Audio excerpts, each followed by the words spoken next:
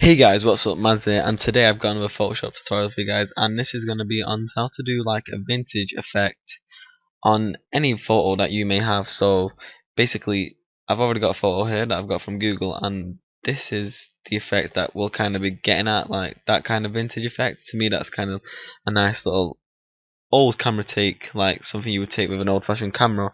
It'll look like, so you can tell the difference. It's a pretty big difference. So yeah, basically, let's get into this. So I've already got it copy and pasted. Copied, so all I have to do is copy and paste. Let's just delete this background. So yeah, starting off, I would normally just go to down here to the little half contrast thing, whatever you would call it, I don't know. But anyway, I would go to, first of all, do the brightness. And normally I would turn up the brightness to show some of the colours, but already on the photo without the brightness, the colours are already showing a bit, so I thought I'd just tone it down, all the way down on this photo, because I think it looks, I don't know, makes it look a bit more oldish, and so just mess around with the contrast. I wouldn't touch the brightness too much, because I don't know, to me that looks pretty fine as it is anyway.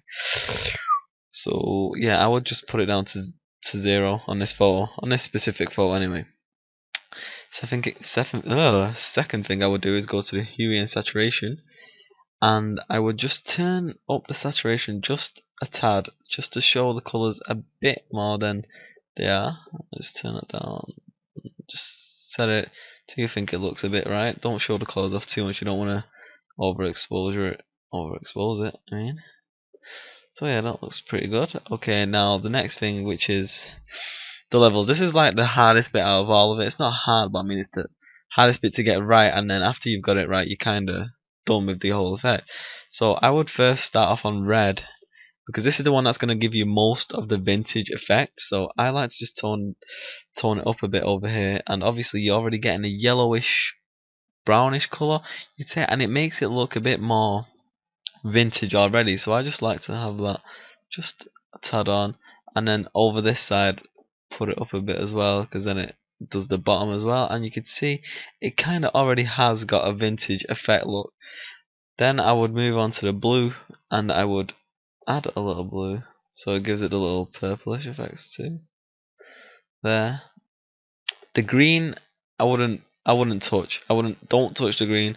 The green is not needed. Just the blue and the red. Move them a tad inwards. Actually, I think I've moved that one too much. Move them back a bit. Yeah, just leave them a bit. Just move the tad. The one that you have to focus on the most is just the red, and that gives it the overall vintage effect look, kind of. So the third step is to go onto your little circle thing and add the hue and saturation again. This time we're going to click on colorize and move the hue, how will you say that? Don't know. Move it up a bit to the orange, a bit more to the light orange, and then move the saturation up. Not too much, just before halfway, like 36, 35. And then what we're going to do is turn down opacity. I can't even speak today. Sorry, opacity to like till you can see the colours, but it still looks a bit oldish and darkish. But you still want to see some of the colours. So if I take that off, yeah, that's actually pretty fine. That'll do. Then this bit you're gonna think like, what the hell? Why would I want to do this bit?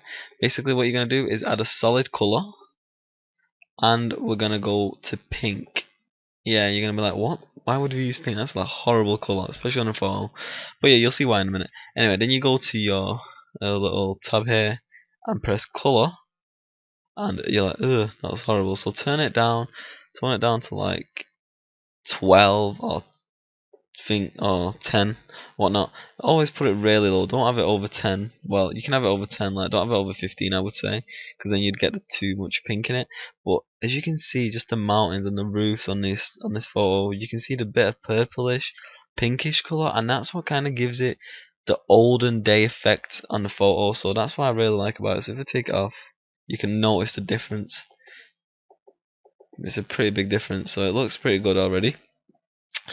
Then what I would do would be just to add a bit more effect. I normally do this. Not many people do this on their tutorials, but I would do this because it just, don't know. To me, if I go to the exposure and do the offset to like that, to me it makes it look a bit more olden.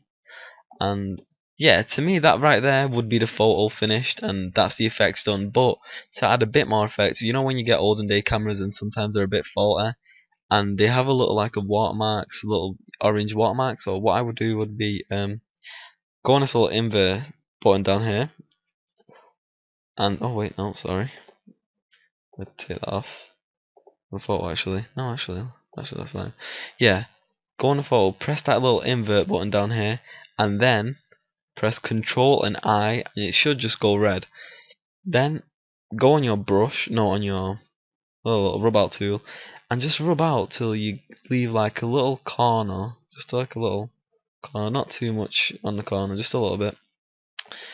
And then just go back to your select tool and take that little inverse button. Now you'll have this little selection. Go to select and then inverse it. Okay, so that's good. Now go back to your little effects down here and select curves. Now after you've got on your curves, you'll see your selection's gone, but don't worry, that's fine. Go to your red and then move it up slightly till you can see it. Yeah. And right about there, that's looking good, and yeah, I like that. And I would keep it that way. Then after all that, I would merge them all together, and voila, there's my photo done. As you can see, the effect, it looks pretty damn awesome. I think it just looks pretty nice. Like obviously this one's got a bit more of the orangey colour. I actually prefer this one, but you just have to mess around with the settings. First of all, just watch how you set your hue, sheen, and your saturation, and then you'll be good to go. So yeah guys, thanks for watching. Please don't forget to like and comment and subscribe. Peace out guys.